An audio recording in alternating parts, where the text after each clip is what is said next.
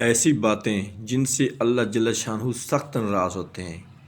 پہلی بات کہ اولاد کو اور خاص طور کو بیٹی کو گالیاں دینا، نماز کے بعد دعا نہ مانگنا، دل میں بغض رکھنا، دسترخوان پر بیٹھ کر باتیں کرنا، مہمان کو دیکھ کر منہ بنانا، کھڑے ہو کر پانی پینا، ماں باپ کی عقل کو کوسنا اور وضو کی حالت میں غیر باتیں کرنا، کفر کی باتیں کرنا، یہ ساری اللہ جل شانہ سخت ناپسند ہیں۔